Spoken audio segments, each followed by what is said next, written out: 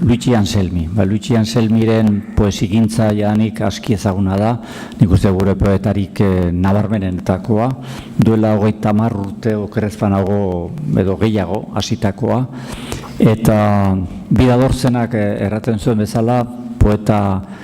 kulto y de culto, ez? Poeta kulto eta okulto ere bai, zenbaiten dako, beste askoren dako ez. Zergatik, berari literaturen inguruan sortzen den parafernalia jolako gehiegi laket, eta ez duela sobera maite hortan, eta nahiago duela berak bere lana egin, eta argitaratu, plazaratu,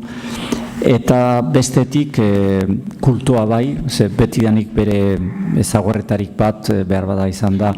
hiria eta hiriaren metaforarekin eta alkoholaren metaforarekin batera giza kondizioaren zea bat, garapen bat egiten du bere poesigintzan, oso personala eta baita ere oso kolektibo, giza existentziari dagokiona nola baita errateko, ez? Eta betidanik izan duelako klasizismo, klasiko, bai alde batetik ze autore, itzuli dituen, hortik datorre kultoa, ez? Itzuli dituen inglesetik eta beste zenbait hizkuntzatatik, eta bestetik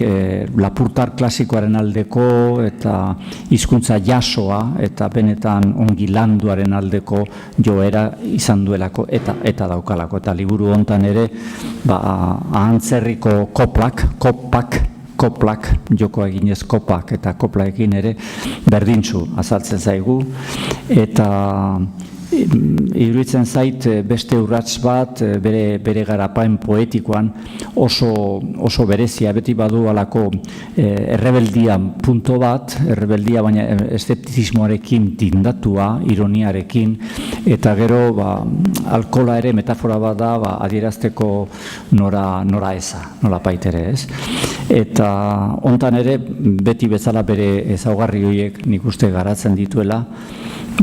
oso poemategi berezia osatzen du beti Luitxik, eta nik uste poesigintzan, ez dakit 12 liburu baino gehiago baditu jadanik idatziak, batzuk itzulpenak, bere itzulpena, bere poesien itzulpenak, batzuk erdara zuzenki idatzitakoak, baina hasieran okerrezpanago alkohola poemak hartan eskaini ziguten, eta hortan ere biak batera, Jose Enrique Urrutia Kapo ere bertan baitzen, orduan itzulpenak ziren eta horren inguruko poemategi bat osatu zuten, eta hor ere bere trebezia itzultzaile bezala erakutsi zigun.